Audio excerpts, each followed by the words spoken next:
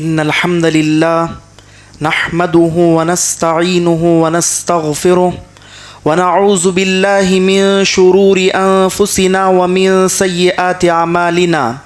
من يهده الله فلا مضل له ومن يضلل فلا هادي له وأشهد أن لا إله إلا الله وحده لا شريك له وأشهد أن محمدا عبده ورسوله يا أيها الذين آمنوا اتقوا الله حق تقاته ولا تموتن إلا وأنتم مسلمون يا أيها الناس اتقوا ربكم الذي خلقكم من نفس واحدة وخلق منها زوجها وبث منهما رجالا كثيرا ونساء واتقوا الله الذي تساءلون به والأرحام إن الله كان عليكم رقيبا يا أيها الذين آمنوا اتقوا الله وقولوا قولا سديدا يصلح لكم أعمالكم ويغفر لكم ذنوبكم ومن يطع الله ورسوله فقد فاز فوزا عظيما أما بعد فإن خير الحديث كتاب الله وخير الهدي هدي محمد صلى الله عليه وسلم وشر الأمور محدثاتها وكل محدثة بدعة وكل بدعة ضلالة وكل ضلالة في النار فأعوذ بالله السميع العليم من الشيطان الرجيم من همزه ونفخه ونفسه بسم الله الرحمن الرحيم قاف والقرآن المجيد بل عجبوا أن جاءهم منذر منهم فقال الكافرون هذا شيء عجيب أإذا متنا وكنا ترابا ذلك رجع بعيد قد علمنا ما تنقص الأرض منهم وعندنا كتاب حفيظ بل كذبوا بالحق لما جاءهم فهم في أمر مريج أفلم ينظروا إلى السماء فوقهم كيف بنيناها وزيناها وما لها من فروج وقال عز وجل في موضع آخر لقد جاءكم رسول من أنفسكم عزيز عليه ما عنتم حریص علیکم بالمؤمنین رؤوف الرحیم۔ محترم حضرات، بزرگان دین، ملت اسلامیہ کے نوجوان ساتھیوں اور اسلام کی پردہ نشین خواتین اکرام، تمام قسم کی حمد و ثنا، کبریائی، بڑائی، حمد و ثنا سب کچھ اس رب العالمین کے لیے لائق و زیبا ہے جو اس عظیم کائنات کا پروردگار ہے۔ اس کے بعد لاکھوں کروڑوں درود و سلام ہو تمام انبیاء اکرام علیہم الصلاۃ والسلام پر، خصوصاً ہمارے آخری نبی جناب محمد الرسول اللہ صلی اللہ علیہ وسلم کی ذات گرامی پر، جن کی کوششوں، کاوشوں اور محنت سے آج ہم اسلام کے سائے میں زندگی بسر کر رہے ہیں۔ حضرات، ابھی خطبہ مسنونہ کے بعد میں نے آپ حضرات کے روبرو سورہ توبہ کی ایک آیت پڑھی۔ اس آیت کریمہ میں اللہ رب العالمین نے اہل ایمان سے مخاطب ہو کر بیان کیا کہ لقد جاءکم رسول من انفسکم عزیز علیہ ما عنتم حریص علیکم بالمؤمنین رؤوف الرحیم۔ اہل ایمان سے اللہ رب العالمین مخاطب ہو کر فرماتے ہیں کہ لوگوں، تمہارے پاس تمہیں میں سے ایک رسول آ گئے، تمہارے جیسے ہی تمہیں میں سے تمہارے پاس ایک رسول آ گئے، اور یہ رسول ایسے ہیں عزیز علیہ ما عنتم، تمہاری مشقت ان پر گراں گزرتی ہے، تمہاری تکلیف انہیں تکلیف دیتی ہے، تمہاری مشقت اللہ کے نبی پر گراں گزرتی ہے، حریص علیکم، تمہیں نفع پہنچانے کے بڑے حریص ہیں، بالمؤمنین رؤوف الرحیم، اور تمام اہل ایمان کے حق میں اللہ کے نبی صلی اللہ علیہ وسلم بڑے مشفق و مہربان ہیں۔ حضرات، اس آیت کریمہ میں اللہ رب العالمین نے پیارے نبی صلی اللہ علیہ وسلم کی اس محبت کو بیان کیا جو اللہ کے نبی اپنی امت کے لیے رکھتے تھے۔ اللہ کے نبی صلی اللہ علیہ وسلم کی محبت کو اللہ رب العالمین نے اس آیت کے اندر واضح کر دیا۔ 3 صفات بیان کی گئی۔ پہلی صفت، اللہ کے نبی صلی اللہ علیہ وسلم امت کے حق میں بڑے خیر خواہ تھے، امت کے حق میں بڑے مہربان تھے۔ امت کا غم آپ کا غم، امت کا رنج آپ کا رنج، امت کی تکلیف آپ کی تکلیف تھی۔ اور دوسری صفت، اللہ کے نبی صلی اللہ علیہ وسلم اپنی امتیوں کے لیے فائدہ پہنچانے کے بڑے حریص تھے. یعنی جو طریقے ہو سکتے تھے, جو راستے ہو سکتے تھے اپنی امت کو فائدہ پہنچانے کے, اللہ کے نبی صلی اللہ علیہ وسلم ان پر عمل کرتے تھے. ایک سب سے بڑی مثال, ایک سب سے بڑی دلیل اس کی دیکھیے, نبوت کی فہرست میں اللہ رب العالمین نے جو انبیاء کو ہمارے پاس بھیجا, ہر نبی کو ایک اختیار, ایک دعا کا اختیار دیا گیا. ہر نبی کو ہے نا ایک دعا کے قبول ہونے کی ضمانت اس دنیا کے اندر اللہ رب العالمین نے دی, کہ دنیا کے اندر ایک دعا تمہیں ایسی دی جاتی ہے کہ تم اگر دعا کو کرو تو اللہ رب العالمین ضرور قبول کریں گے. وہ دعا کچھ بھی ہو سکتی ہے. ایک دعا کا اختیار, ایک دعا کا آپشن ہر نبی کو اللہ رب العالمین نے دیا, اور تقریباً سارے نبیوں نے اس دعا کو اس دنیا کے اندر استعمال کر لیا, اس دعا کو اس دنیا کے اندر استعمال کر لیا. لیکن میرے اور آپ کے نبی جناب محمد الرسول اللہ صلی اللہ علیہ وسلم, قربان جائیے, آپ صلی اللہ علیہ وسلم نے اس دعا کے اختیار کو, اس دعا کے آپشن کو جو کہ قبول ہونے کی ضمانت اللہ نے دی, اسے آخرت کے لیے اٹھا کر رکھ لیا اور کہا کہ کل قیامت کے دن میں میری اپنی امتیوں کی سفارش کے لیے اس دعا کو استعمال کروں گا. دنیا کے اندر اللہ کے نبی صلی اللہ علیہ وسلم نے اس دعا کو استعمال نہیں کیا, بلکہ آخرت کے لیے اٹھا کر رکھ لیا کہ کل قیامت کے دن میں اپنی امتیوں کے لیے, آپ تمام کی سفارش کے لیے اللہ رب العالمین کے سامنے اس دعا کو استعمال کروں گا. اور تیسری صفت, تمام اہل ایمان کے حق میں اللہ کے نبی صلی اللہ علیہ وسلم بڑے مشفق تھے, بڑے مہربان تھے. حضرات, قیامت تک آنے والے ہر مومن بندے کے لیے آپ صلی اللہ علیہ وسلم سے محبت فرض ہے, آپ صلی اللہ علیہ وسلم سے محبت واجب ہے. جیسے آپ نے اپنی امت سے محبت کی, وہ مومن کامل مومن نہیں ہو سکتا جب تک کہ وہ اللہ کے نبی صلی اللہ علیہ وسلم سے محبت نہ کرے. آپ صلی اللہ علیہ وسلم سے محبت یہ ایمان کا حصہ ہے. وہ امتی امتی کہلا نہیں سکتا جس کے دل میں اللہ کے نبی صلی اللہ علیہ وسلم کے تعلق سے محبت نہ ہو. وہ مومن مومن کہلا نہیں سکتا جس کے دل میں اللہ کے نبی صلی اللہ علیہ وسلم کے لیے پیار نہ ہو. وہ مسلمان مسلمان کہلا نہیں سکتا جس کے دل میں محمد الرسول اللہ صلی اللہ علیہ وسلم کے تعلق سے محبت کے جذبات نہ رکھتا ہو. اور دیکھیے, یہ محبت بھی کیسی ہونی چاہیے. ہمارے اپنے دلوں میں جو محبتیں ہیں, مال کی محبت, اولاد کی محبت, بیوی بچوں کی محبت, اعزاء و اقارب کی محبت, تجارت کی محبت, ہمارے اپنے دلوں کے اندر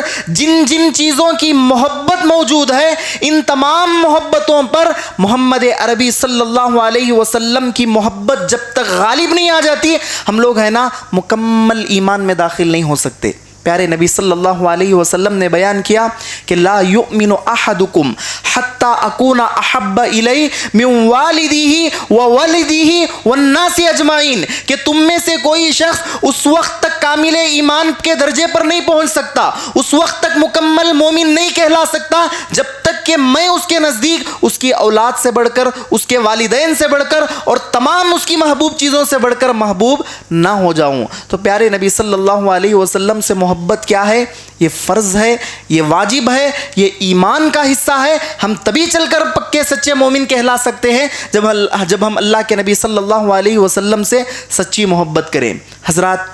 آپ صلی اللہ علیہ وسلم نے اس امت کی خاطر بہت سی صعوبتیں, بہت سی پریشانیوں, بہت سی آزمائشوں کا سامنا کرنا پڑا. اللہ کے نبی صلی اللہ علیہ وسلم نے توحید کی امانت کو ہم تک پہنچانے کے لیے, اسلام کی دعوت کو ہم تک پہنچانے کے لیے اللہ کے نبی صلی اللہ علیہ وسلم نے بہت ساری قربانیاں دی, بہت ساری آزمائشوں سے اللہ کے نبی صلی اللہ علیہ وسلم کو گزرنا پڑا. دیکھو, اہل علم کہتے ہیں دو طرح کی, عموماً آزمائشیں دو طرح کی ہوتی ہیں. ایک آزمائش ترہیب کی آزمائش,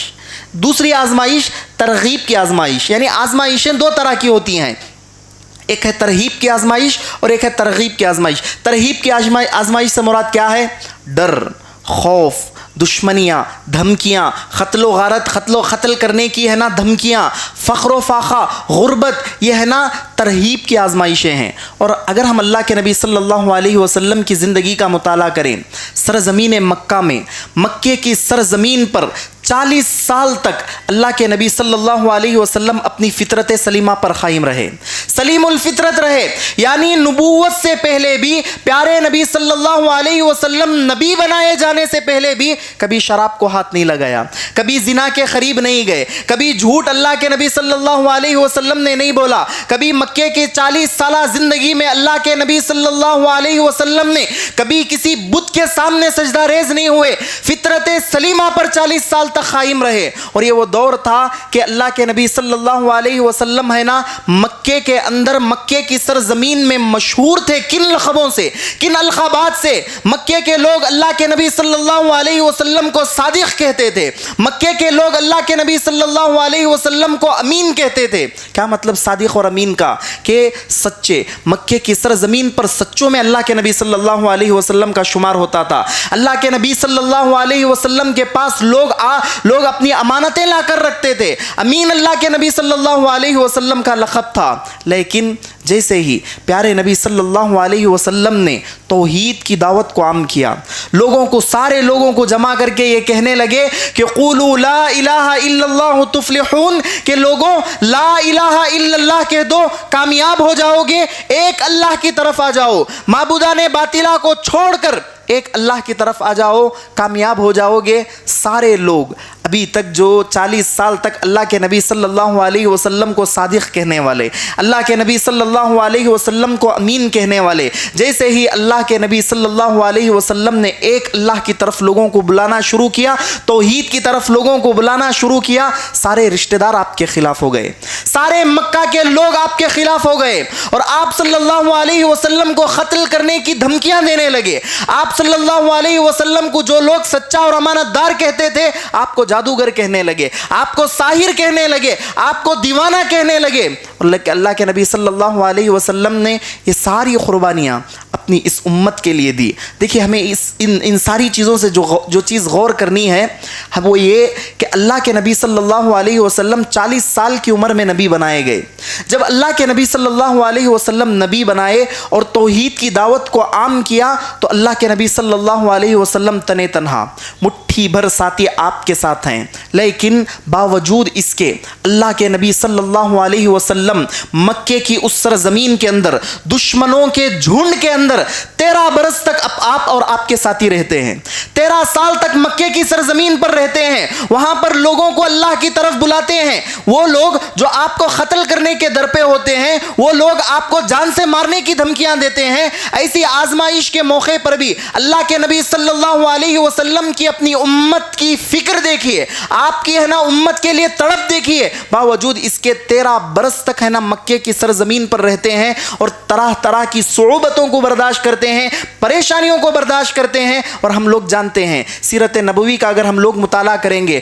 پیارے نبی صلی اللہ علیہ وسلم اور آپ کے اصحاب اور آپ کے خاندان والوں کا سماجی بائیکاٹ کیا گیا۔ شیب ابی طالب کے واقعے کو ہم لوگ جانتے ہیں، سیرت کو ہم لوگ جانتے ہیں، اللہ کے نبی کے خاندان کو، اللہ کے نبی کے صحابہ کو سوشل بائیکاٹ کیا گیا، لوگ لین دین نہیں کر سکتے تھے۔ اللہ کے نبی صلی اللہ علیہ وسلم مکے کی گلیوں سے گزرتے، آپ کی گلیوں میں کانٹے بچھائے جاتے تھے۔ کعبۃ اللہ کے پاس جب ہے نا اللہ کے نبی نماز پڑھتے ہوئے سجدے کی حالت میں گئے، آپ کے رشتہ دار، آپ کا چچا ہے نا لا کر آپ کے اوپر اون کی اوجڑی ڈال دیتا ہے۔ اتنی ساری پریشانیوں کے باوجود، اتنی ساری ہے نا صعوبتوں کے باوجود پیارے نبی صلی اللہ علیہ وسلم کی یہ فکر تھی آپ لوگوں کے لیے،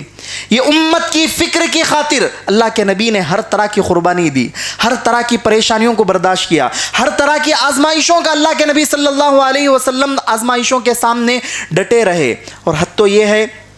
کہ مکے کے اندر جب اللہ کے نبی صلی اللہ علیہ وسلم توحید کی دعوت دے رہے تھے، سارے کفار پریشان تھے، سارے اہل مکہ پریشان تھے۔ آپ کے چچا عبد المطلب، قریش کے سرداروں میں سے ایک سردار، سارے لوگوں نے جب دیکھا کہ قتل سے کام نہیں بن رہا ہے، دھمکانے سے کام نہیں بن رہا ہے، دشمنیوں سے کام نہیں پڑ رہا ہے، چچا کو بلاتے ہیں۔ قریش کے عبد المطلب جو کہ سردار تھے، سارے سرداران ملا کر ہے نا اس سردار کو بلا کر کہتے ہیں کہ تم اپنے بھتیجے سے کہو کہ وہ ہم سے مصالحت کر لے، ہم سے مذاکرات کے لیے بار بار کہنے لگے۔ اور جب ہے نا چچا عبد المطلب نے سارے قریش کے لوگوں کا یہ رویہ دیکھا کہ لوگ ہے نا کس طریقے سے میرے اپنے بھتیجے کے خلاف ہیں، ایک مرتبہ اپنے بھتیجے کو بلاتے ہیں، یعنی محمد صلی اللہ علیہ وسلم کو بلاتے ہیں، بڑے پیار سے سمجھاتے ہیں کہ اے میرے بھتیجے، اے محمد دیکھو میں بوڑھا ہو چکا ہوں،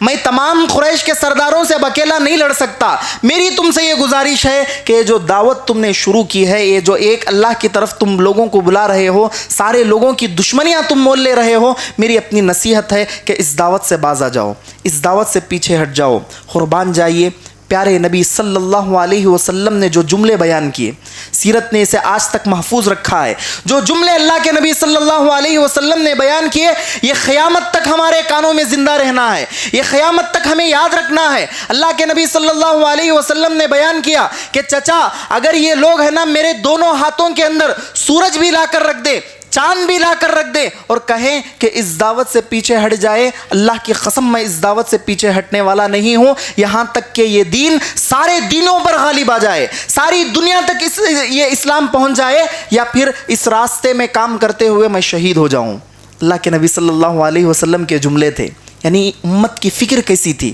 امت کے لیے تڑپ اللہ کے نبی صلی اللہ علیہ وسلم کی کیسے تھی۔ دیکھو آج ہے نا ہم لوگ ایک مسئلہ اس سے ہمیں یہ بھی سمجھ میں آتا ہے کہ اللہ کے نبی نے جب دعوت صلی اللہ علیہ وسلم نے جب دعوت شروع کی اکیلے تھے، پھر آپ کے ساتھ کچھ احباب آئے جو ہاتھوں میں گنے جا سکتے تھے، کچھ احباب ہے نا 13 برس کی زندگی میں اللہ کے نبی صلی اللہ علیہ وسلم کے ساتھ تھے۔ اب اللہ کے نبی صلی اللہ علیہ وسلم ایسا نہیں تھا کہ دعوت نبوت ملنے کے بعد آپ کو عزت ملی، نبوت سے پہلے بھی اللہ کے نبی صلی اللہ علیہ وسلم فطرت سلیمہ پر قائم تھے، یعنی عرب کے اندر مشہور اللہ کے نبی صلی اللہ علیہ وسلم تھے، صادق تھے، امین تھے۔ اب اللہ کے نبی صلی اللہ علیہ وسلم کو معلوم تھا کہ میں توحید کی دعوت پیش کروں گا لوگ میرے خلاف ہوں گے، اور کئی سارے آپ کے چچا آپ کے خلاف ہے، ابو جہل آپ کا چچا ہے، ابو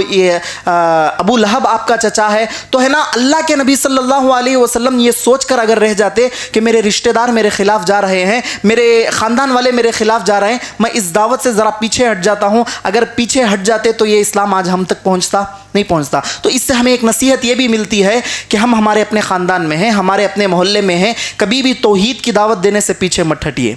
حق کی دعوت کو پہنچانے سے کبھی بھی پیچھے مت ہٹیے، عقیدے کے معاملے میں کوئی کمپرومائز مت کیجیے۔ ہم میں سے بعض لوگ ہیں نا ہمارے اپنے خاندانوں کے اندر میں صحیح ہوں، سامنے والا میرا بھائی غلط راستے پر ہے، شرکیہ کام میں ملوث ہے، عقیدے کا بگاڑ اس کے اندر ہے، بدعتیں اس کے اندر ہے، محض اس وجہ سے ہم لوگ نہیں بولتے کہ میں بولوں گا وہ ناراض مجھ سے ہو جائے گا، یا میری اور اس کی دشمنی ہو جائے گی، میرے سے بات چیت وہ بند کر لے گا۔ اگر یہی معاملہ اللہ کے نبی صلی اللہ علیہ وسلم کرتے تو اسلام ہم تک نہیں پہنچتا۔ کوئی کیا سمجھنا ہے سمجھ لے، آپ کو توحید کی دعوت دینا ہے، کوئی کتنی ناراضگی مول لینا چاہے مول لو، لیکن توحید کی دعوت آپ کو ہے نا اپنے خاندان میں بھی پہنچانا ہے، اپنے محلے میں بھی پہنچانا ہے، اپنی بستی میں بھی پہنچانا ہے۔ اور میں بتانا یہ چاہتا ہوں کہ آزمائش اللہ کے نبی صلی اللہ علیہ وسلم کی قربانیاں دیکھیے کیسے تھی۔ ایک تو ترہیب کی آزمائش ہوئی، جب کفار مکہ نے دیکھا کہ ڈرانے سے کام نہیں چل رہا ہے، قتل کی دھمکیاں دینے سے کام نہیں چل رہا ہے، تانے مارنے سے کام نہیں چل رہا ہے، تو کیا کیے کہ قریش کے سارے سرداروں میں سے ایک سردار، بڑا سردار اللہ کے نبی کے پاس آتا ہے،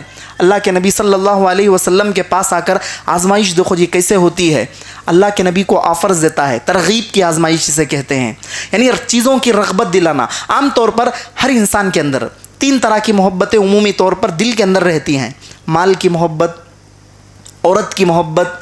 منصب کی محبت، عہدے کی، عورت کی اور مال کی محبت، تینوں طرح کے آپشن لے کر اللہ کے نبی کے دربار میں حاضر ہوتے ہیں۔ قریش کا ایک سردار آ کر کہتا ہے کہ اے محمد اگر تم چاہتے ہو کہ تمہیں ہے نا مال چاہیے تو ہم ہے نا عرب کا جو ہے نا مکے کا سارا مال تمہارے قدموں میں بہا دیں گے، مکے کی دولت ہم تمہارے قدموں میں بہا دیں گے، لیکن شرط یہ ہے کہ تم اس توحید کی دعوت سے باز آ جاؤ۔ پھر ایک سوال، پھر ایک آپشن رکھتا ہے کہ اگر تمہیں منصب چاہیے، اگر تمہیں عہدہ چاہیے، ہم سارے مکے کے لوگ ہیں نا تمہیں سردار تسلیم کر لیں گے، ہم ہے نا تمہیں اپنا لیڈر تسلیم کر لیں گے، لیکن شرط یہ ہے کہ تم اپنی اس توحید کی دعوت سے پیچھے ہٹ جاؤ۔ پھر تیسرا آپشن دیا کہ اگر تمہیں عورت چاہیے، اگر ہے نا تمہیں خاتون کی ضرورت ہے تو ہمیں بتاؤ، ہم تمہیں ہے نا پورے مکے کی، پورے عرب کی سب سے خوبصورت حسین و جمیل عورت سے تمہارا نکاح کرائیں گے، لیکن شرط یہ ہے کہ اس توحید کی دعوت سے پیچھے ہٹ جاؤ۔ اللہ کے نبی صلی اللہ علیہ وسلم کے پاس 3 اختیارات دیے گئے۔ اللہ کے نبی نے صلی اللہ علیہ وسلم نے سورہ حمیم فصلت کی آیت تلاوت کی،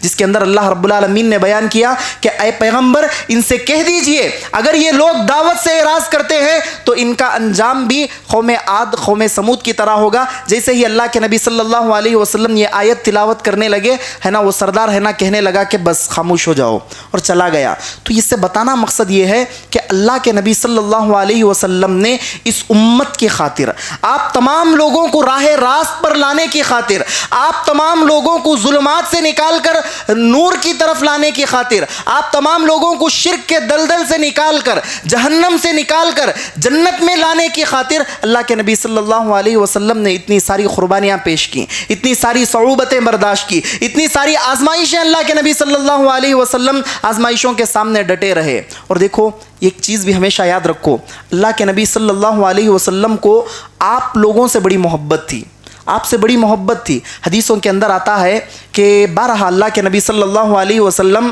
وقتاً فوقتاً اپنے صحابہ سے کہا کرتے تھے کہ میرے صحابہ مجھے ہے نا کاش میں اپنی امت کی آنے والی نسلوں کو دیکھ لیتا، یعنی ہمیں دیکھنے کی اللہ کے نبی صلی اللہ علیہ وسلم نے آج سے 1400 سال پہلے تڑپ ظاہر کی کہ کاش میں میری امت کی آنے والی نسلوں کو دیکھ لیتا۔ صحیح نسائی کی ایک حدیث ہے، راوی حدیث حضرت ابو ہریرہ رضی اللہ عنہ ہیں، فرماتے ہیں کہ اللہ کے نبی صلی اللہ علیہ وسلم ایک مرتبہ بقیع قبرستان کو گئے، وہاں پر جا کر سلام پڑھا، سلام پڑھنے کے بعد ہے نا یہ کہنے لگے کہ کاش میں ہے نا اپنے بھائیوں کو دیکھ لیتا۔ صحابہ کہنے لگے یا رسول اللہ لسنا اخوانک، اللہ کے نبی صلی اللہ علیہ وسلم ہم آپ کے بھائی نہیں ہیں کیا؟ تو اللہ کے نبی صلی اللہ علیہ وسلم نے کہا کہ بل انتم اصحابی و اخوانی الذی لم یأتوا بعد، کہ دیکھو تم لوگ میرے صحابہ ہو، تم لوگ ہے نا میرے صحابہ ہو، میرے بھائی وہ ہوں گے جو ہے نا تمہارے بعد آئیں گے، تمہارے بعد آنے والے میرے بھائی ہوں گے، اور ان سے میری ملاقات انشاءاللہ حوض کوثر پر ہوگی۔ تو اللہ کے نبی صلی اللہ علیہ وسلم کو آپ لوگوں سے، اپنی امت سے بڑی والہانہ محبت تھی، بڑی محبت تھی، بڑی ہمدردی تھی، اس لیے بارہا اللہ کے نبی صلی اللہ علیہ وسلم کی یہ خواہش تھی، یہ ارمان تھی کہ میں میری امت کے آنے والی نسلوں کو دیکھ لیتا، میں اپنے بھائیوں کو دیکھ لیتا۔ تو حضرات یہ تھی پیارے نبی صلی اللہ علیہ وسلم کی محبت، آپ صلی اللہ علیہ وسلم کی قربانیاں، آپ صلی اللہ علیہ وسلم آزمائشوں کے سامنے کیسے ڈٹے رہے، مختصر وقت میں آپ لوگوں نے سنا۔ اب سوال یہ ہے کہ آج اس امت کا حال کیا ہے؟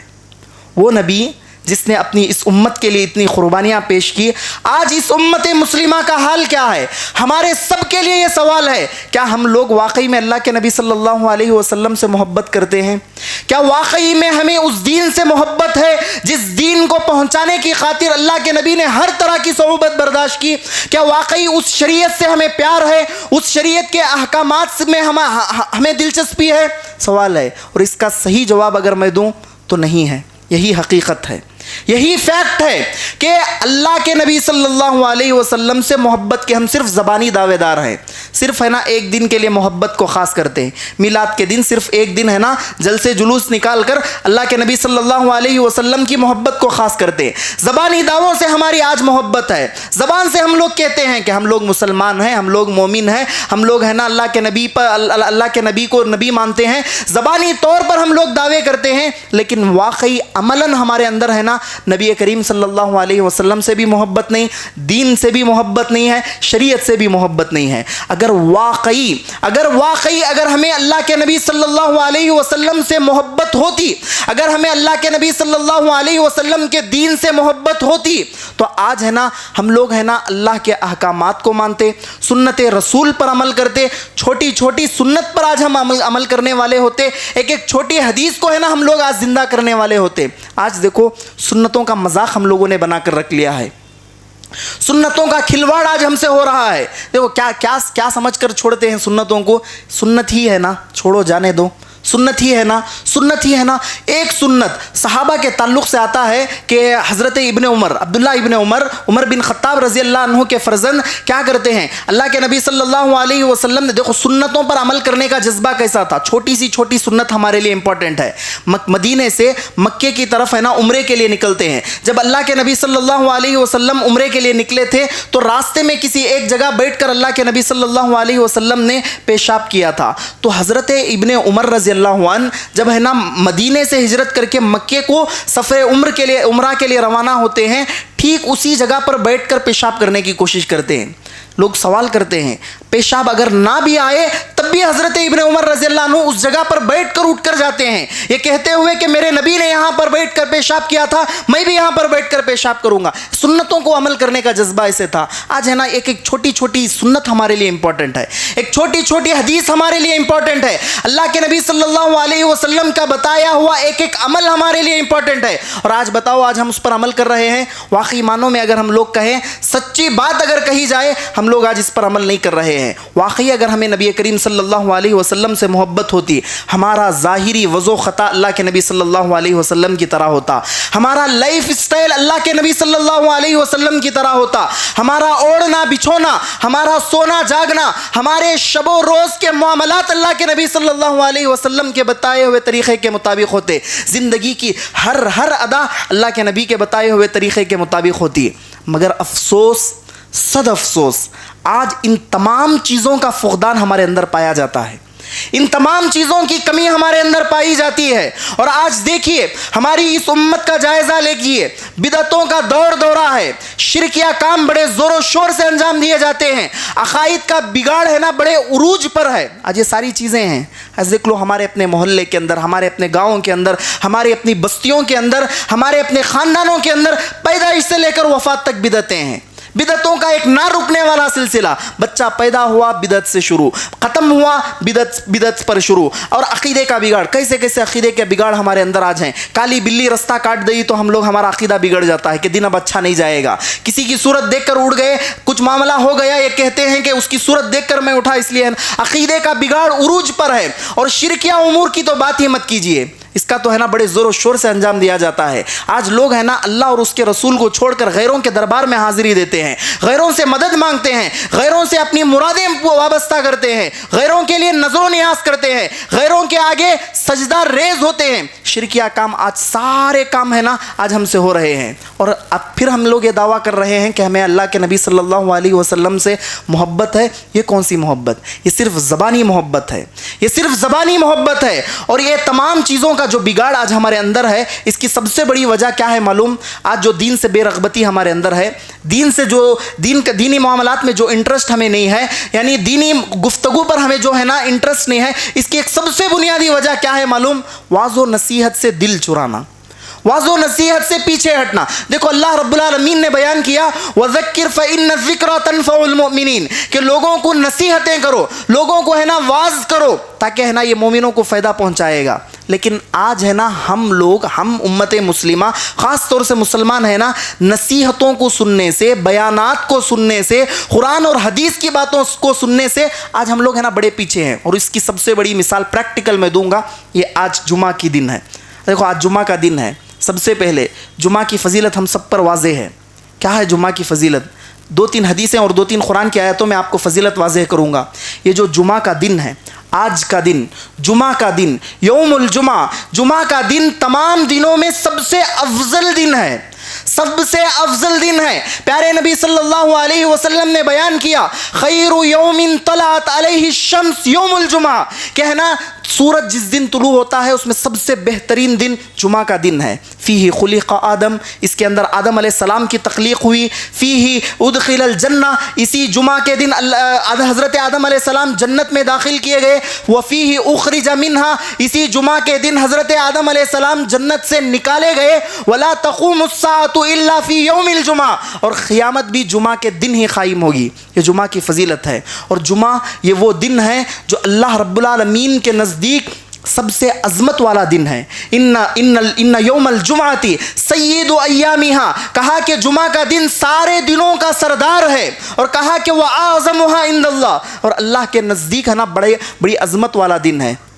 اور قرآن کے اندر اگر ہم لوگ دیکھیں، اس جمعہ کی فضیلت کی خاطر، اس جمعہ کے نام سے قرآن کے اندر ایک سورت موجود ہے۔ اللہ رب العالمین نے سورت الجمعہ کو نازل کر دیا، اس کے اندر احکامات اللہ رب العالمین نے دیے کہ یا ایھا الذین آمنوا اذا نودی للصلاۃ من یوم الجمعہ فاسعوا الی ذکر اللہ۔ جمعہ کے نام سے اللہ رب العالمین نے سورت کو نازل کر کے امت کے لوگوں کو، مسلمانوں کو، مومنوں کو یہ پیغام دیا کہ جب جمعہ کے دن اذان دی جاتی ہے فوراً مسجدوں کی طرف دوڑو، فوراً اللہ کے ذکر ذکر کی طرف لپکو، فوراً اللہ کے ذکر کی طرف، اللہ کا ذکر کرنے کے لیے مسجدوں کے اندر حاضر ہو جاؤ۔ وذروا البیع، اپنی تجارت کو چھوڑ دو، بیع و شراء کو چھوڑ دو، خرید و فروخت کو چھوڑ دو، اپنی ایکٹیویٹیز کو چھوڑ دو۔ اذان ہو گئی، پہلی وقت میں، پہلی ساعت میں، پہلی گھڑی میں مسجد کے اندر حاضر ہو جاؤ۔ اور حدیث کے اندر کیا کیا فضیلتیں ہیں، پہلی ساعت کے اندر جو جمعہ کے دن آتا ہے، پہلی گھڑی کے اندر جو جمعہ کے دن حاضر ہوتا ہے، کیا فضیلت اللہ کے نبی صلی اللہ علیہ وسلم نے بیان کی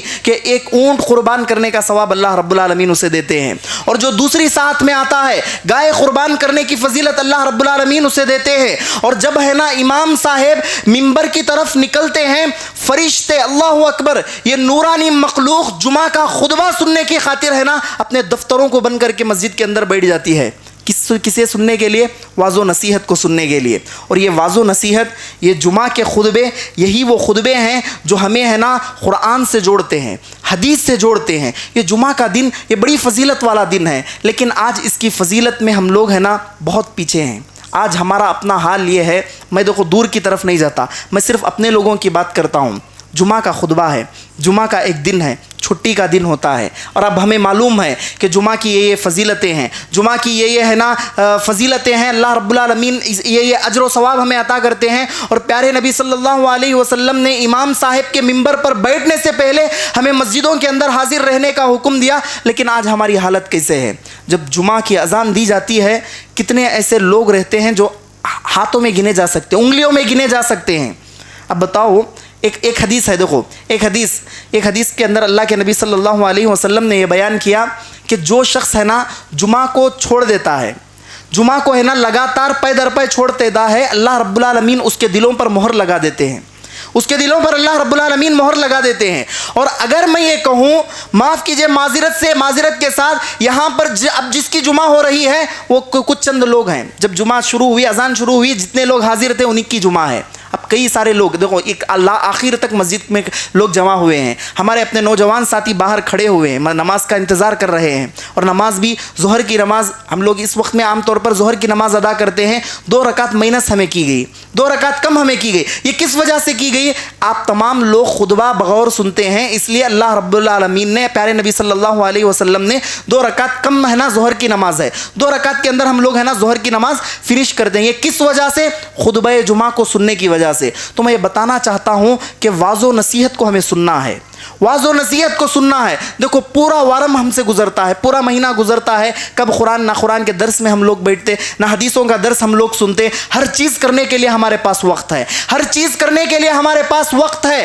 ہر کام کو انجام دینے کے لیے ہمارے پاس ٹائم موجود ہے، لیکن قرآن کی باتوں کو سننے کے لیے، حدیث کی باتوں کو سننے کے لیے، پیارے نبی صلی اللہ علیہ وسلم کی سیرت کو ہمیں پڑھنے کے لیے آج ہمارے پاس وقت نہیں ہے، جمعہ کا خطبہ سننے کے لیے آج ہمارے پاس وقت نہیں ہے۔ تو ہے نا یہ سب سے بڑی مسلمانوں کی غفلت ہے، یہ سب سے بڑی ہے نا مسلمانوں کی کمتری ہے۔ دیکھیے ایک چیز، آپ اگر واقعی میں جمعہ کا خطبے، جمعہ کا ثواب حاصل کرنا چاہتے ہیں تو امام صاحب کے منبر پر بیٹھنے سے پہلے حاضر ہو جائیے۔ اذان دینے کے بعد خطبہ مسنونہ جو ہم لوگ سنتے ہیں، ان الحمدللہ نحمدہ، اللہ رب العالمین کی جو تعریف اس میں کی جاتی ہے، واللہ معنی کے ساتھ اگر ہم لوگ یہ جان لیں، روح کام جاتی ہے۔ کیا تعریف اللہ رب العالمین کی اس کے اندر کی جاتی ہے، کیا ہے نا اللہ کے نبی صلی اللہ علیہ وسلم کی تعریف اس کے اندر کی جاتی ہے۔ اور خطبہ مختصر وقت میں، کوئی بھی زیادہ گھنٹے 1.5 گھنٹے ٹائم کا نہیں ہوتا، آدھا گھنٹہ ٹائم کا ہوتا ہے، جس کے اندر قرآن اور حدیث کی باتیں ہوتی ہیں، ہمیں آ کر سننا ہے۔ جب ہم لوگ واعظ و نصیحت نہیں سنیں گے، جب ہم لوگ خطبات سے اپنا دلچسپی نہیں لگائیں گے، تو ایک تو نہ جمعہ کا ثواب ہمیں ملے گا اور نہ دین سے رغبت ہمارے اندر آئے گی۔ اور یہی چیز ہے نا، اسی چیز کو کرتے کرتے آج ہے نا ہمارا مسلم معاشرہ، ہمارے نوجوان طبقہ ہے نا دین سے بہت دور نکل چکا ہے۔ اخیر میں آتے ہیں، 2 رکعت اقامت ہوتی ہے، اس وقت آتے ہیں، نماز میں جوائن ہو جاتے ہیں، نماز پڑھ کر نکل جاتے ہیں۔ اب بتاؤ، ایسی اگر ہماری حالت رہے گی، ایسی ہماری حالت رہے گی، وہ پیارے نبی صلی اللہ علیہ وسلم نے اتنی عظیم قربانیاں آپ تمام لوگوں کے حق میں دی، اس اسلام کو پہنچانے کے لیے آپ صلی اللہ علیہ وسلم نے اپنی جانوں کا نذرانہ تک پیش کرنے سے پیچھے نہیں رہے۔ باوجود اس کے ہمارے اندر اتنی غفلت کہ ایک جمعہ کے اندر خطبے کو سننے کے لیے ہم لوگ جلد نہیں آ سکتے۔ اچھا خطبہ سننا نہیں سننا یہ بات کی بات ہے. ہمارے اپنے اندر دیکھو ایک غلط فہمیاں یہ ہوتی ہے, فلاں خطیب رہے گا ہم لوگ جلدی جائیں گے سنیں گے, فلاں خطیب رہے گا, فلاں امام صاحب رہیں گے جلدی آئیں گے, فلاں خطیب صاحب نہیں رہیں گے ہم لوگ آرام سے جا کر نماز پڑھ کر جائیں گے. یہ خطیب صاحب کا مسئلہ نہیں ہے. جمعہ کا مسئلہ یہ خطیب صاحب کا مسئلہ نہیں ہے, یہ امام صاحب کا مسئلہ نہیں ہے. یہاں یہ آپ کی جمعہ ہے. امام صاحب کوئی بھی ہو, آپ کو ہے نا اس جمعہ کے اندر حاضر ہونا ہے. آپ کو اس جمعہ کے اندر آ کر آپ کو اپنا ثواب کمانا ہے. امام صاحب کوئی بھی ہو, آپ ہے نا امام کے منبر پر بیٹھنے سے پہلے آئیں گے تبھی آپ کا وہ جمعہ کہلائے گا. اور آئیں گے, نصیحت سنیے, قرآن اور حدیث کی باتیں سنیے, یہ چیزیں ہمیشہ اپنے ذہن سے نکالیے, وہی باتیں دہرائیں گے. قرآن وہی ہے, حدیث وہی ہے. یہ ہے نا آپ کو ہے نا یاد دہانی کے طور پر ہے نا قرآن اور حدیث کے باتیں آپ کے سامنے رکھی جاتی ہیں. تو آئیے اذان سے پہلے مسجدوں کے اندر حاضر ہو جائیے. ایک بیداری یہاں سے لے کر جائیے. واللہ للہ ایک درخواست بھی میری ہے, ایک ریکویسٹ بھی میری ہے, ہمارے اپنے باہر بیٹھے ہوئے تمام ساتھیوں سے, ہمارے اپنے نوجوانوں سے سب سے یہ گزارش ہے, آج جاتے ہوئے اپنے دلوں کے اندر سے یہ نیت کر کے جائیں کہ ایٹ لیسٹ ہے نا جمعہ کے دن میں ہے نا کوئی کمپرومائز نہیں کروں گا. جمعہ کے دن ہے نا اپنی تمام چیزوں کو میں سیکریفائز کروں گا, وقت کو سیکریفائز کروں گا, تجارت کو سیکریفائز کروں گا. اور حتیٰ دیکھو جی اللہ رب العالمین نے کیا بیان کیا, نماز فوراً ہو گئی, اپنی تجارت کے لیے نکل جاؤ. فسعوا الی وذروا البیع فسعوا الی ذکر اللہ وذروا البیع. جب نماز ختم ہو جائے, جب ہے نا جمعہ ختم ہو جائے, اپنی تجارت کی طرف لوٹ جاؤ.